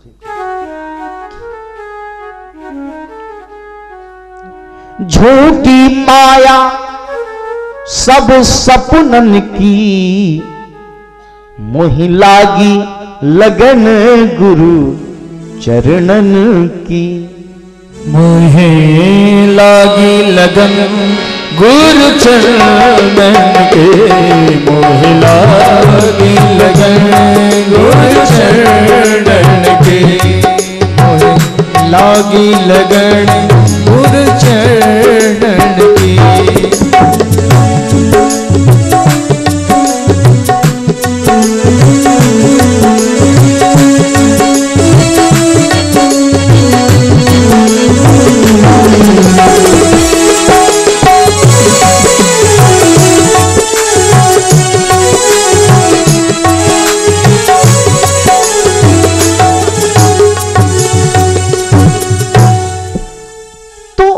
गुरुदेव के चरणों की लगन लग जाना। गुरु करता क्या है?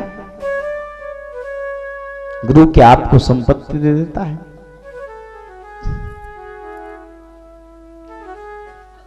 कई लोग तो ऐसे बताएंगे अपने गुरु जी का, अरे महाराज हम तो बहुत बड़े संत वो हैं, उनके शिष्य हैं। तो कोई कहेगा क्यों? अरे तुमने देखा ना उनका इतना बड़ा आश्रम। तो तुमने आश्रम को गुरु बनाया है कि आदमी को गुरु बनाया है? अरे महाराज वो तो टीवी पे आते हैं। तो टीवी पे तो ऐश्वर्या राय भी आती है, तो क्या वो भी तुम्हारी गुरु हो गई? तो कहने का तात्पर्य है, गुरु क्या करता है? बोले गुरु एक अध्यात्म का मंत्र देता है, अध्यात्म का मंत्र देता है। और अध्यात्म ही जीवन का परम सत्य है सज्जनों। अध्यात्म ही जीवन की तर्ज है। अध्यात्म ही देवत्व की ओर ले जाता है।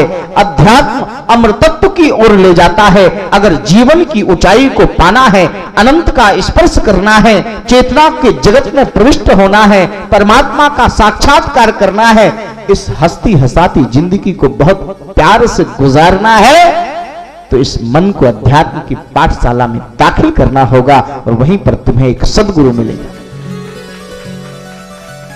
मन को अध्यात्म की पाठशाला में दाखिल कर लेना और वहां पर क्या होगा? बोले गुरु क्या करेगा? बोले गुरु एक मंत्र देता है। और पानी को अगर यंत्र मिल जाए और मन को अगर मंत्र मिल जाए तो पानी जैसे यंत्र को पाकर के ऊंचाई में चढ़ जाता है, अगर वैसे जीवन में गुरु के द्वारा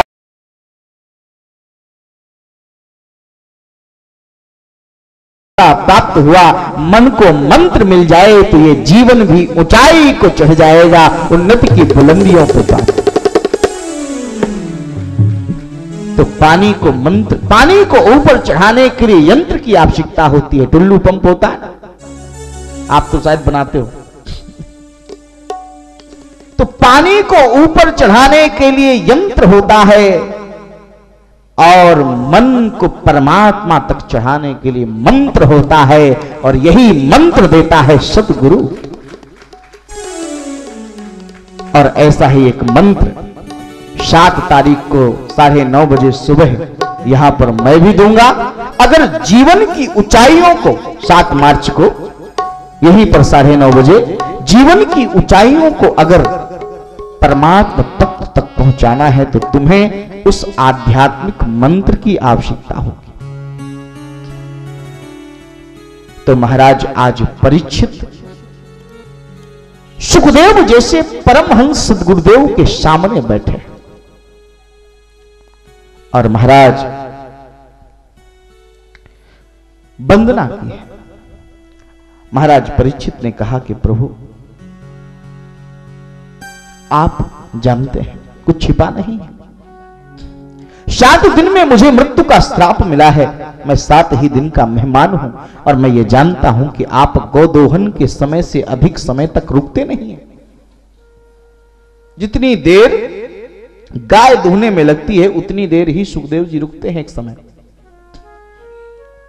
क्योंकि संत को बहुत समय तक एक स्थान पर नहीं टिकना चाहिए, नहीं तो उसको मोह हो जाता है। और इसलिए महाराज ज्यादा देर सुखदेव जी नहीं रुकते। लेकिन आज परीक्षित ने निवेदन किया है कि मैं 7 ही दिन का मेहमान हूं, मुझे कथा सुनाएं, मेरा उद्धार कैसे होगा वो करें। और महाराज महर्षि ब्रह्मर्षि श्री सुखदेव जी महाराज के मुखार बिंद से भागवत की भागीरथी का बहना प्रारंभ हो। सुखदेव जी ने कहा, बरीयानेश ते प्रश्न, वरीयानेश ते प्रश्न, कृतो लोक हितो नृपा, आत्मवित सम्मतः पुंसाम स्त्रोतव्यादिसुया परः। देखिए आचार्य सुखदेव ने अमलात्मा परमहंस ज्ञानी सुखदेव के मुखार बिंद से श्रीमद् भागवत की कथा का जब पहला शब्द निकला तो बकार निकला। बरीयान बकार से प्रारंभ किया है सुखदेव ने अपना वक्तव्य, और जकार से आरंभ किया था महर्षि वेदव्यास ने अपने श्रीमद् भागवत को। जन्माद्यस्यतः जकार, और सुखदेव ने बकार लिया, बा शब्द से प्रारंभ किया है। वरीयानेश ते प्रश्न, कृतो लोक हितो नृपः। क्यों? बोले बकार ब्रह्म का बीज है। और ब्रह्म क्या है? बोले सुखदेव के हृदय में ब्रह्म ज्ञान का जो अमृत भरा हुआ है, इसलिए सुखदेव को मृत्यु का श्राप मिला है, इसलिए अमृत पहले निकाला, क्योंकि सुखदेव को अमर करना है, इसलिए वरीयानेश बकार से प्रारंभ किया। और महाराज क्योंकि मरणासन्न प्राणी को अमृत की आवश्यकता होती है, इसलिए बकार से प्रारंभ किया। और महाराज राजन तुम्हारा प्रश्न बड़ा श्रेष्ठ है, जिज्ञासा युक्त प्रश्न की सराहना होती है। सुखदेव जी महाराज प्रशंसा करते हैं, और महाराज आपका प्रश्न बहुत अच्छा है। कृष्ण कथा विषयक प्रश्न पूछा है तुमने, और इससे तुम्हारा ही नहीं सबका उद्धार होगा। और महाराज राजन श्रवण करने योग्य तो हजारों विषय हैं, करने योग्य हजारों कर्म हैं, लेकिन देह गेह पुत्र परिवार में आसक्त अपनी आयु को व्यर्थ बिताता हुआ ये मनुष्य कुछ करता नहीं। और क्या कहा? आयुर्नश्यति पश्चिताम प्रतिदिनम याति क्षयम यौवनम, प्रत्यायांति गतः पुनर्न दिवसः कालो जगत भक्षकः, लक्ष्मी स्तोय तरंग भंग चपला विद्युत चलम जीवतम, तस्मान् मा शरणागतम शरणद त्वं रक्ष रक्षाधुना। ये पल पल आयु बीत रही है, हर श्वास के साथ आयु कम हो रही है, गिनती की सांस मिली है वहां से, एक्स्ट्रा नहीं है। और महाराज लेकिन आयुर नश्यति पश्चिताम प्रतिदिनम याति क्षयम यौवनम, यह मनुष्य जानता है कि मेरी आयु प्रतिदिन क्षीण हो रही है, मेरी जवानी ढल रही है, फिर भी क्या कर रहा है? वो लक्ष्मी के पीछे भाग रहा है। और कौन लक्ष्मी कैसी है? वो लक्ष्मी स्तोय तरंग भंग चपला विद्युत चलम जीवितम। कभी किसी चमकती हुई बिजली को कोई पकड़ पाया है? आकाश में जब चमचमाती हुई कड़कती हुई चपला चमचमाती है, विद्युत चमकती है, बिजली चमकती है, तो क्या उस चमकती हुई बिजली को कोई पकड़ पाया है? तो लक्ष्मी को भी क्या कोई आज तक पकड़ पाया है? कोई कहे कि अरे महाराज हमारे पास तो बहुत है, कितना है?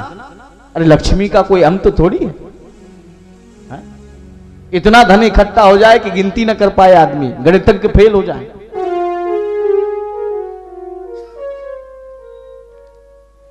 तो इसलिए राजन तुमने बहुत श्रेष्ठ प्रश्न किया है।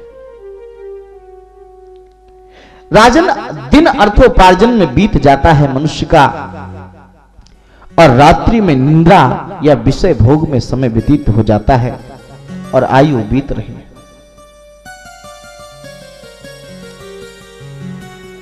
कई लोग कहते हैं कि परीक्षित को तो पता चल गया था, परीक्षित को यह पता चल गया था कि मुझे तो 7 दिन में ही मरना है, इसलिए उसने भगवान का भजन कर लिया। तो हर आदमी कहता कि हमारे साथ थोड़ी ऐसी घटना घटनी।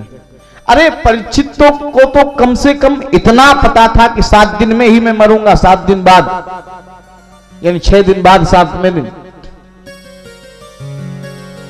लेकिन हमें तो यह भी नहीं पता कि 7 दिन भी हम जिंदा रहेंगे कि नहीं, कोई गारंटी है?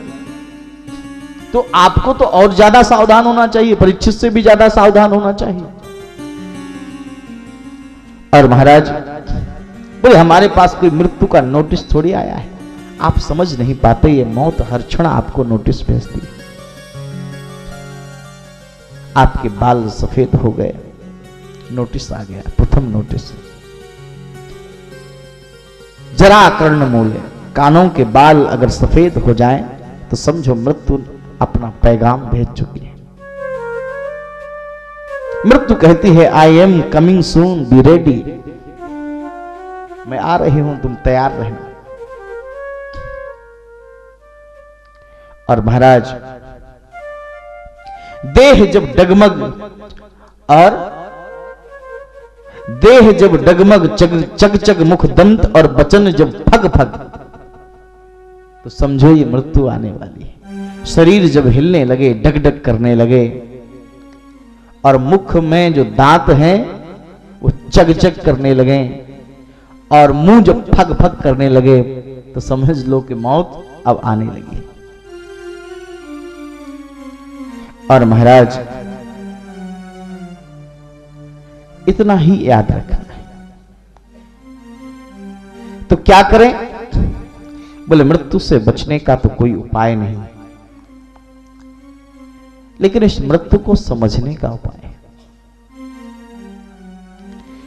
हे राजन, मैं तुझे ऐसा अमृत पिलाऊंगा कि बार बार मरने का झंझट ही छूट जाएगा। तो प्रेम से परमात्मा के प्रति समर्पित नहीं होता जीव, मृत्यु अपने पैगाम में भेजती है। कई लोग कहते हैं कि नहीं नहीं महाराज, हम तो प्रेम से भगवान को भजते हैं। देखो भाई, भजन कैसा होना चाहिए। एक बार एक बादशाह है, नमाज अदा कर रहा था, खुदा की नमाज अदा कर रहा था, पढ़ रहा था कलमा और कुरान की आयतें, ला इल्लल्लाह मुहम्मद रसूलुल्लाह, खुदा के अतिरिक्त इस दुनिया में कोई नहीं। पढ़ रहा था, उसी समय एक तीव्र गति से भागती हुई एक युवती उसके चादर में पांव रखती हुई गुजर गई। उसने कहा कि ये छोरी, ये लड़की, तुझे दिखाई नहीं देता कि मैं खुदा की नमाज अदा कर रहा हूं? उसने कहा कि नहीं, मैंने आपको देखा ही नहीं, ना मैंने आपको देखा, ना मैंने आपकी चादर को देखा, ना मैंने आपकी नमाज को सुना। फिर क्या देखा? बोले बस दूर खड़ा मुझे तो अपना प्रेमी दिखाई दे रहा है। मैं तो उस प्रीतम से मिलने के लिए इतनी व्याकुल हो गई कि ना मुझे तेरी नमाज सुनाई दी, ना मुझे तेरा चादर दिखाई दिया। तो परमात्मा के प्रति ध्यान ऐसा होना चाहिए कि संसार का ये प्रपंच तुमको दिखाई नहीं दे। कबीर ने कहा, कबीरदास से किसी ने पूछा कि मन कैसे लगे भगवान में और कैसा होना चाहिए? तो कबीर ने कहा कि ज्यों तिरिया पीहर बसे। जैसे कोई स्त्री नई नवेली नवोदित नवोड्या दुल्हन होती है ना, जिसका अभी नया नया पढ़ने संस्कार हुआ है, तो जिस विवाहिता का नित्य नूतन नवीन अभी परिणोत्सव हुआ है, विवाह हुआ है, और वो जब विदा होने के बाद अपने मायके चली जाती है, एक ही बार अपने पति से प्रीतम से मिलके, तो क्या स्थिति होती है उसकी?